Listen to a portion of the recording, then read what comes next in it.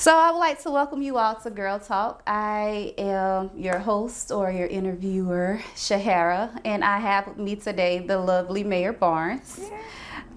We are here today in front of you to, of course, this is our first interview for the Women's History Month, where we're highlighting influential women throughout the PD area for right now. So we're just going to jump right in. How are you today? I'm wonderful. How are you? I am well. Thank you for being with me and taking time out of your busy schedule. I'm excited. This is important. I agree. So we could jump right in. Okay. First, I want to start with, the woman that you are. Yeah. We spoke briefly about how, you're a diva, and I love to see you all dressed up and dolled up. I feel like I have never seen you in regular clothes. Oh, wow. Wow. Like never. But you wear so many multiple hats. How has what does being a woman mean to you? Well, a woman is wearing multiple hats. Mm-hmm. I may wear larger titles, but as a woman, we're so many things. We're mother, we're sister, we're psychiatrists, we are counselors. We are so many different things, but every woman does not have all those things. Everybody has their own little thing. I believe being a woman means that you wear many hats because you have to be the nurturer. Yeah. But then we show up in our careers and have to be. Yeah. We have to show up in our authority of who we are, so we can be from one extreme to the other. But we have to make sure that we wear it in a way that speaks to purpose of who we are and why we do what we do. I agree with that. I really do. And I think that brings me to my next point as well about purpose. I know on my mom's bookshelf, and I think me and all of my sisters have it, is a purpose-driven life, right? And I feel like everybody gets to a point in their life where they're like, what is my purpose? All right. What am I doing here? And I don't necessarily believe that your purpose changes, but I think in the manner in which you can relay it or relate to it may change, like, the medium in which you choose to exercise or work in your purpose change. What do you feel are some of the ways or some of the things that kind of helped you come into your purpose or understand what your purpose is? I believe getting up every day, asking God, what does He have for me to do today? And when He brings it to my plate, I eat it. Oftentimes we will know, I didn't know that I can cook until I started cooking. Okay. I cook well because I actually tried it. A lot of women don't know you will never find out what you are supposed to be doing sitting on the couch just looking up in the sky and say, what am I supposed to do? I have no fear of trying things. Yeah. I will try a little of that. It doesn't work, put it down. I'll try a little, this, and then, I know I love people. I know that I'm a purpose-driven person. If it's not going to bring about change, and I said earlier, I don't like to meet. Yeah. I'm not going to get into something just for a title or if I can do something, then I want to be a part of that. All of us, whether it be with our children, whether it be at school, whatever it is, wherever God has you, there is a purpose for that moment. It is up to you to maximize the moment that you're in to actually, reach the purpose of the moment. Did I say that too many times? Purpose, whatever. No, you didn't. Okay. Because that's so true. It's equivalent to the saying, blooming where you plant it. the soil may feel too tight right now, but if you don't stretch, if you don't try to make a root or any sort of flower, it's never going to get here. Yeah. And I think a lot of us look for the big purpose, the glamorized thing that says, oh yeah, I know, like my purpose is here to sing or, you know, dance. I was part of dance ministry for so many years. And I was like, you know, I guess, but I don't really know if that's my purpose. And it's like, what is the result? And like you said, people, we're all put here to love and to glorify God in some aspect. Right. And so in what ways is that exemplified or, you know, giving to others? What do they get from that? Right. And so hearing your multiple talents of singing and even in your dress, I feel as though you give women especially the permission for that exploration, that permission to be multiple things and to say, oh, well, I don't have to look this way because, you know, I was like, I know the mayor of Florence. You know, and it's a big ordeal. It was big as a little child being in your salon. You know, I felt like all my life I've been around influential women, you know, and my first show, Girl Talk session, it came from that. Sitting in my cousin's shop and being like, you know, I have no clue where I would be if not for these conversations. You know, it's not conversations that you don't necessarily just get to ask anybody random, but you have a random group of women who we're in a comfortable setting and all kind of vulnerabilities come out. And I'm like, wait a minute, so we supposed to be doing what now? Yes, right. And you talk about career and you talk about family, and you talk about the different hats and titles. And so with that, I feel like you give us permission and you continue to give us permission in the different endeavors that we see you take part of and how you're just able to be yourself and not be in one contained thing to say, no, this is how you're supposed to act here or be this way. And so thank you for that. Thank you for that permission. Thank you. And I thank God for, I had some women in the salon. This older lady who worked with me, her name was Pat. Pat was just herself no matter what, to the point you were like, now Pat, now Pat. But she taught me something. Just be yourself. Yeah. You know, it's just so easy. You don't have to pretend, you know. And, you know, I found that, you know, in all of the different hats. I'm this person when I'm with the superintendent of education. I'm this person when I'm with the staff or, you know, different, you know, upper echelon, you know, echelon people.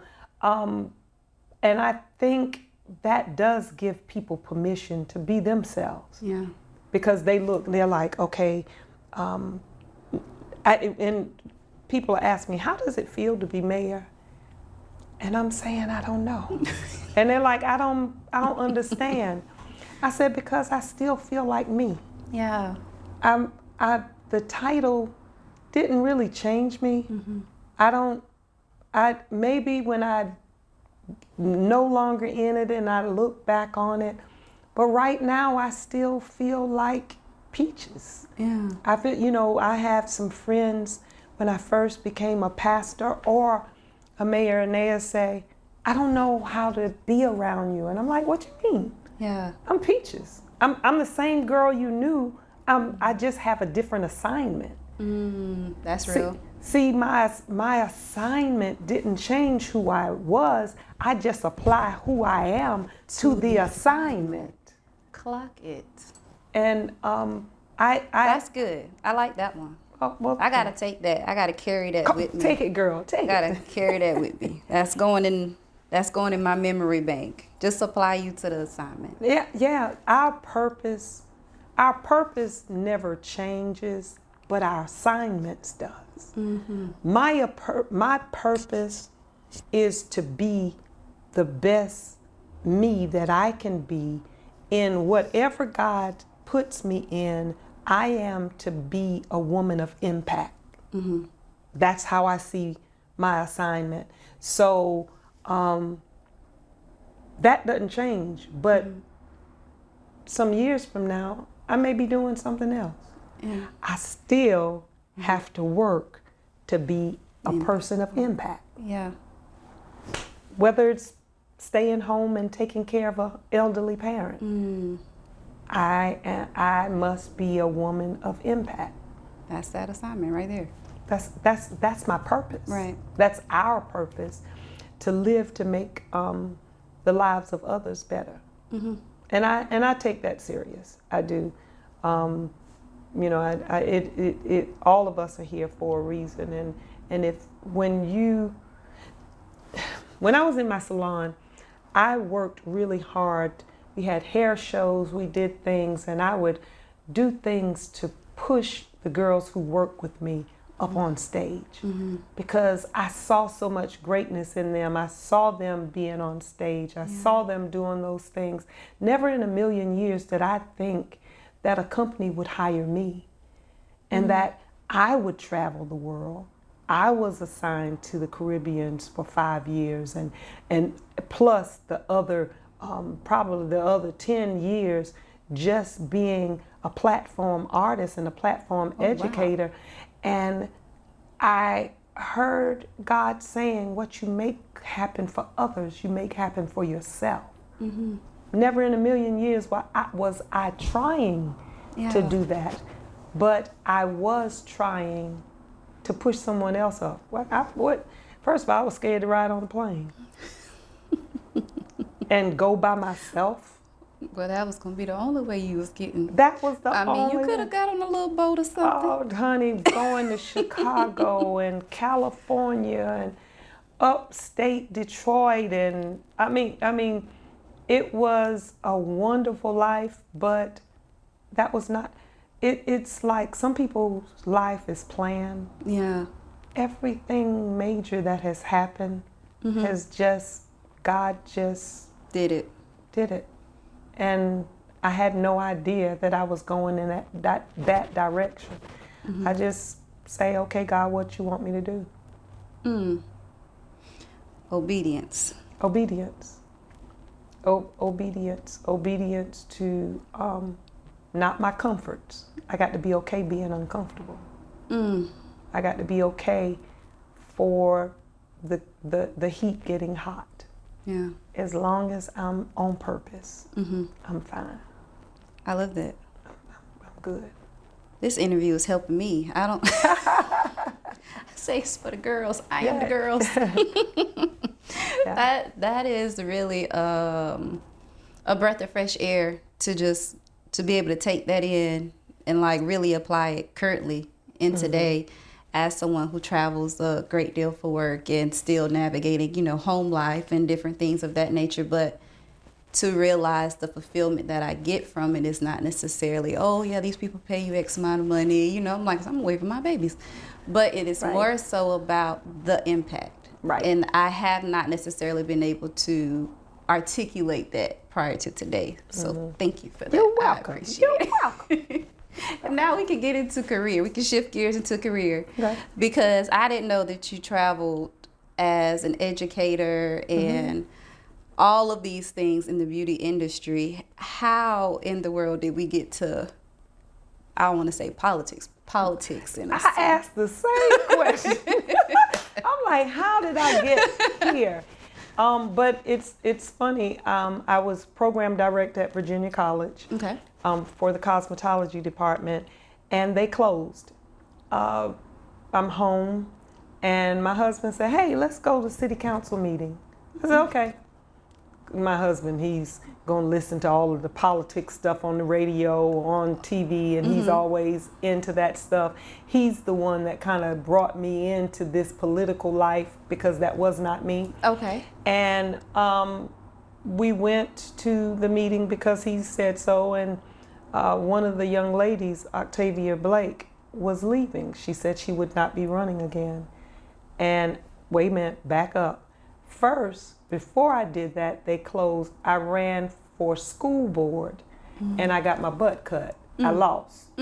Okay. I lost, and lost pretty good too. But Trish Calder and I are really good friends. We laugh about it. I did not take it personal. She had to run her race. I had to run my race, and it never got ugly. And after it was over, we were friends, and I'm like, girl, you should have told me you was gonna cut my butt like this. And we just laughed. Yeah. Then after that, we went to the city council meeting, and Octavia and the ladies were like, hey, would you be interested in running for city council? And I was like, me? Yeah. Huh? And I was like, what? And so I said, well, let me go home and pray about it. And I thought about it, and I said, you know what? I will do this. I will do this. And that's what I did, and had a really good run, very good support. Shaquez and I, we were, oh my God. Yeah. Shaquez and I, we ended up being the best of buddies. But when we first went in, we didn't realize that it was 2 seats. So we were fighting each other. Run against each other. We were like, no. And we going at, it was a sign war. You get signs, I'm going to get some more signs. Right. Then the community got involved. Some people started taking his signs who liked me, and people started taking my signs who liked him. Oh, my word. And so it was one guy, we found a little boy, he was cutting, I'm like, this mafia stuff right here. He was cutting the wire on my sign so my signs would fall down. Honey, it wasn't strategy. It wasn't funny then, but we laughed about that night, about that time. But the reason it was no problem with us coming together. Both of us love the community. Both of us want the same thing. I can see that. We just want to make a difference in the community. And the night that we both won, I went over to his celebration, and there's a picture out on Facebook. Tonight, my foe just became my good friend, or something like that. And he and I are back to back. He's my back, and we're like, like we gonna do this together. And every step of the way, we have gotten a lot accomplished. And it was not easy. It was not easy, but we didn't give up. Yeah. So with that, before I did that, with being a pastor, literally that was during the same time. I was already there's a whole lot of transitioning happening. Yeah. So I became the pastor first before I got into politics. And I was taking care of my sister. She was in the hospital. I walked downstairs, and this pastor said, hey, are you going to go ahead on and apply for this church? This deacon wanted me to ask you. And then I had another call from a deacon to apply for the church. And I'm like, I never know. I'm thinking like, I think crazy. I'm thinking like, I never was on an interview for a church. I wonder how that would go. I said, you know what? I'll do it just to find out. Not you go. And so I don't have theology school, and people are applying so I'm going in there really comfortable being my authentic self, because I don't think I'm gonna get it. Right. So, I'm telling them, honey, child, I said, nah, I'm gonna tell you, girl, you invite me to your cookout, I'll be the first one on the floor. I'm gonna push you down to go and line dance, listen. And they laughed, but I never expected to get it. So I was comfortable there again, teaching me that God created me to be me. I shouldn't try to be anybody else, because they saw, and what they said to me, well, you were real. We didn't need any more pastors coming that we don't really know who they are, because they put on airs and they try to present this holy, and I don't. I am unapologetically me, and that's who I present, and I look for God to improve me daily. But so when I got the phone call, I just came down off the stage for the praise team at Savannah Grove, and I get a phone call because we're outside for COVID. And Pastor Kenny is on stage, and I looked at him and I said, I got it. He's looking at me like, got what? Not he on stage trying to read lips. Yeah. And I'm like, they just called me. I got the church. And he was like, what? Then I was saying, what too? Yeah, absolutely. Then when I got it, I said, God, how am I do this? Lord, I don't know. I do not know how to be no pastor. Because you go in there playing around. Yeah. Talking about, let me just see. Yeah. Well, you said you be exploring. That's how you be finding Honey, I'm like, how is this going to look? So people asking me, I mean, how do I act around you? I don't, I'm like, honey, I don't know. I don't know how to act around you I don't know how to act around me. The only thing I know is just be who I am. Let the chips fall where they may. Yeah. And so that's where. That's how you just, the whole new transition. A whole new everything. Yes. Yeah. Wow. Mm-hmm. So I know you mentioned like earlier in the interview that everything good has kind of just, or big, has kind of just fallen in your lap. Yes. And you don't necessarily have like I don't want to say like a plan, but it was no plan to, hey, I didn't plan to become these folks' representative. I didn't plan to become anybody's pastor. I didn't plan to become mayor of Florence, but I'm here. Do you currently still feel that way, or do you find yourself being more like, okay, well, after mayor or after being a mayor, what am I going to do next? Is it more like an intriguing thing, like, I wonder what we're going to do next? Or is it just like, I'm enjoying where I'm at right now? Well, I'm not going to say that because I know I'm not going to be here forever. Yeah. Yeah. But I don't have plans. I wake up. I am in a place where I'm happy to be used wherever God has me. Mm-hmm. If God says I want you to go and start cooking at a school, yeah, it's about impact. I just want to be where He wants me to be. And I shared with you before when I started running. I knew God was leading me to do this. God would not allow me to say, and God told me to do this. He said, allow them to see that I'm with you. Mm-hmm. Don't get up there like a lot of some of the hypocrites. Right. And say, and the Lord said. With the finger. Yeah. Got to have and you saw how I said, and the Lord. Don't do that. Allow them to see that I'm with you. And so I think there was that one speech and I said, God told me to say that, and He stopped me.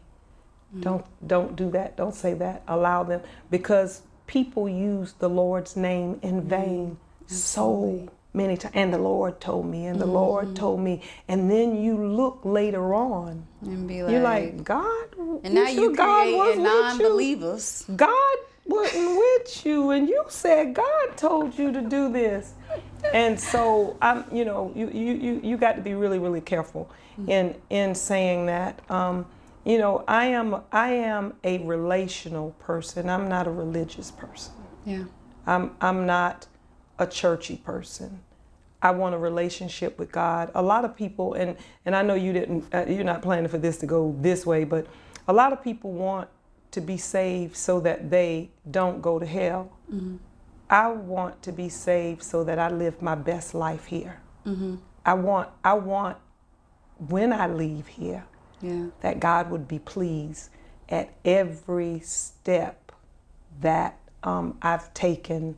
And I don't mean no harm. Mm-mm. Yes, sir. Do your thing. Oh my God. It is one of those.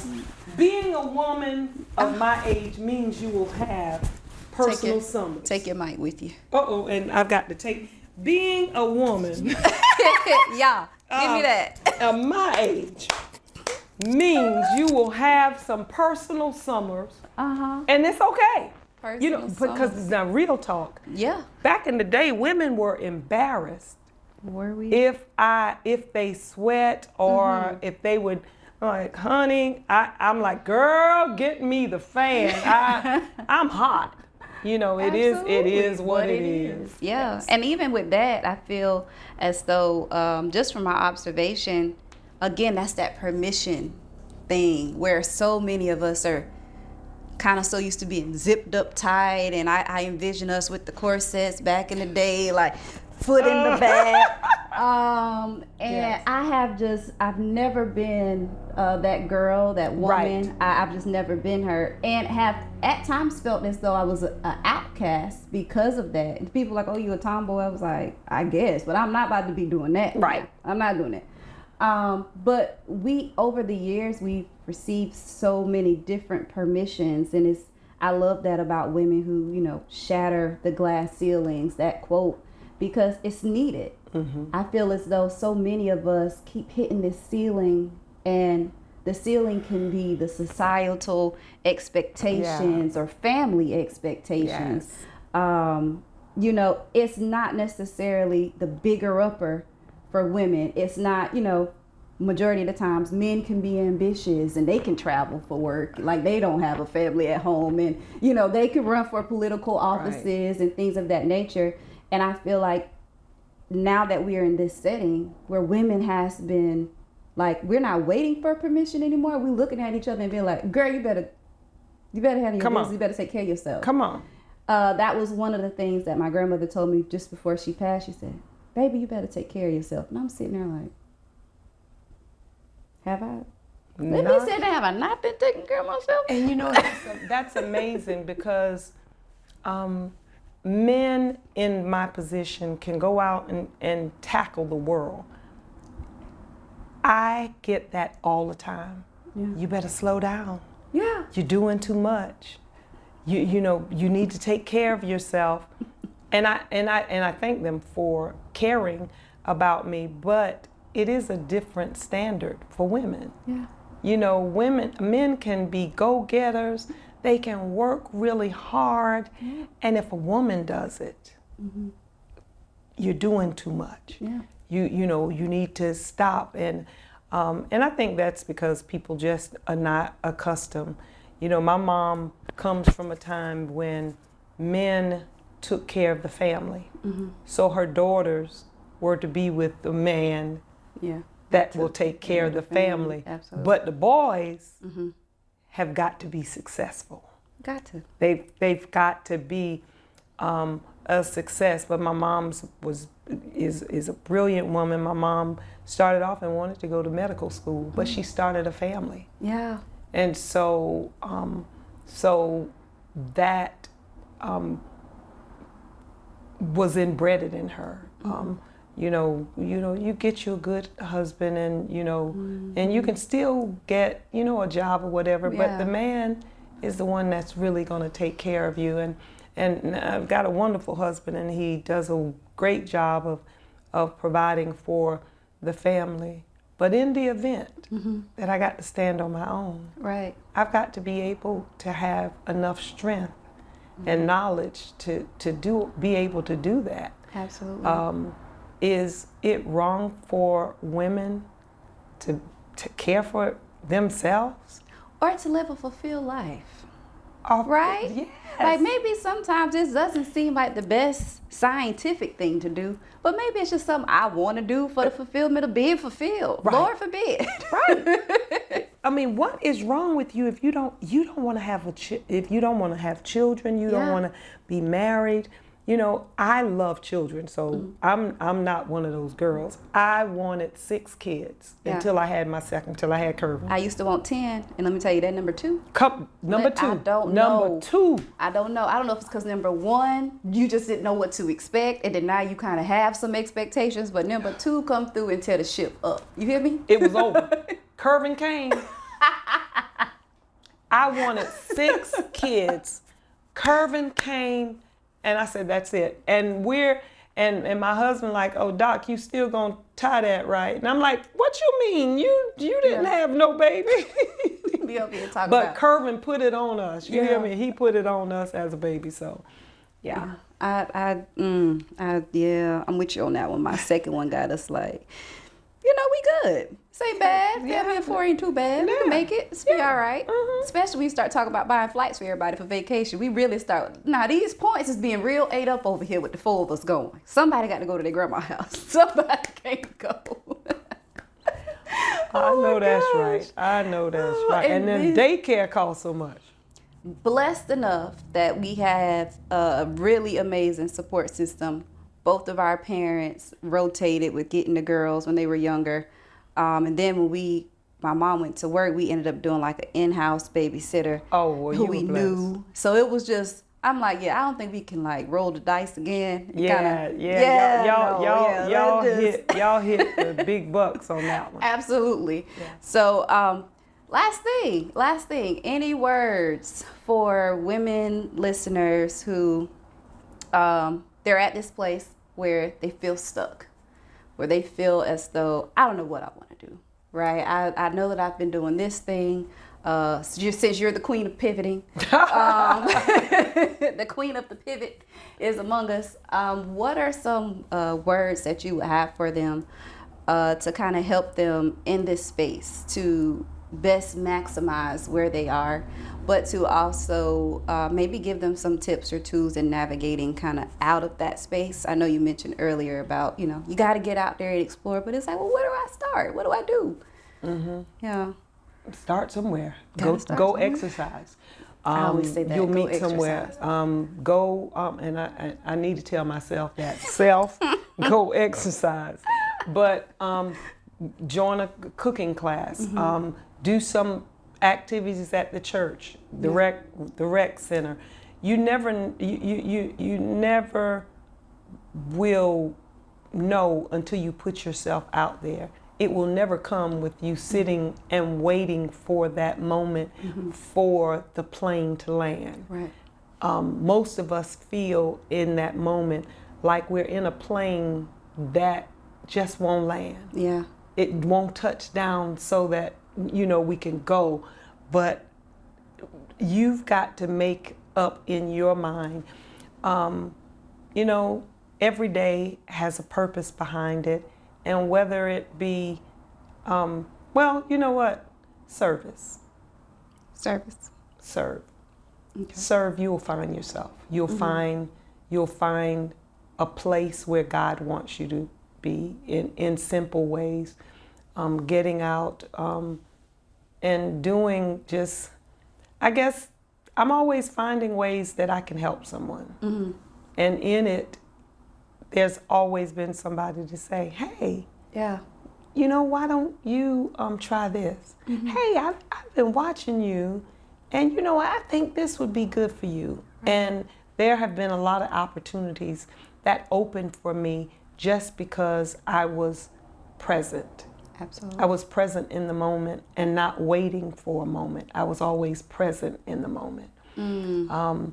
Now I find myself running home to be absent from the moment because of all the stuff I'm doing. I get home and I'm just sitting there in the room. But being present in the moment to serve, to make sure this day I've got to be here on purpose. Right. What does that look like? It looks like different things for different women. I think women, we owe it to each other to encourage one another as well. Absolutely. I am doing an initiative for the month of March, and it's called You Go Girl. It is celebrating unsung heroes. So we're working on bringing that out, hopefully before March is over. Should have been the whole month, but you and me both. Before. But when you encourage another woman, you take the ceiling off the room for them. You tell them, girl, you got this. Girl, you can do this. Absolutely. When they hear encouraging words from other women, it means a whole lot. Girl, you're so beautiful. Absolutely. You look, Because can we not give a compliment? I was in Charlotte this past weekend on the passenger side. This woman walks across the street with her son, and her Pixie was so bad. Come on. And the only thing I can do was roll down the window and say, okay, haircut. And she knew exactly where it was coming from. Because a man could never, you know, you'd be like, what? But when you hear another woman who could just come from that aspect and you just like, I was like, yeah, you, who I don't know who did that, but they did that and you wearing that. The pep in her step changed, honey. And it should. Yes. It should. And so you're right. I'm all for, I like that. We got to be sealing removers. It's the easiest way to do it. Yeah. We're the only ones who can remove them because I feel like the rest of the world really doesn't even acknowledge the fact that they put ceilings over us. Right. So the only way that it can be removed is by somebody who can see the ceiling. I mean, look at what happened. You know, the Olympic men hockey team won. The women won. The men got a call from the president. The women didn't. But the men were told, I'll bring the women when y'all come to the White House. And for some people, that's normal. But you're saying that the women are trophies for the men, but the women won the Olympics and actually more. That this is not their first win. And they are more accomplished than the men, but that's normal for some people. Mm-hmm. They really think that. So kudos, my hat go off to the United States women hockey team. You go girls. You go girls. I celebrate your accomplishment, and I celebrate all my women who are out there making it happen. For sure. You know, you getting up there every day, grinding, making it happen with a smile on your face when you want to cry. Cooking groceries. You know, come on, somebody. Having hot flashes. Let me tell you one thing that used to get on my nerves. nerves. And you still ain't walk off them people's job. I used to have to carry a pocketbook, a diaper bag, and the baby. Not some, but every time I went somewhere, it is so. My husband went to work and he came home. Now, every now and then he would have to pick up. But not like mama. Mama is doing it every day. And then you've got to still look right. You still the husband is like, you're going to take care of me. You know, take care of the children. You're going to take care of the house. And, you know. When you're done with all that, come over here, let me talk to you about something. Yeah. What? They ain't want to talk about nothing. And what you mean you tired? Why would you be tired? I work hard too. And so women out here need just a compliment, to be honored, to be seen. For sure. It means so important to say, to make somebody feel seen. For sure. So many women out here don't feel seen. And that's so sad. Yeah. Because every family member should be making the women in their family feel seen. Oh, honey, that food was so good. Oh, you do that so well. Oh, you got such a beautiful smile. You are such a bright young lady. They should hear that, but oftentimes they don't. It doesn't. Yeah. They don't. And so let us take that on and say we will champion other women and celebrate other women. Absolutely. I'm with you on that. Thank you for being with me. You did a great job. Thank you. Thank you so much. I and thank you for appreciate you. all that you are doing. This is wonderful that you decided to do this. Having girl talk is needed. For sure. It's needed. I learned it the hard way, but I agree. Yeah. I agree. Thank you again. You're welcome.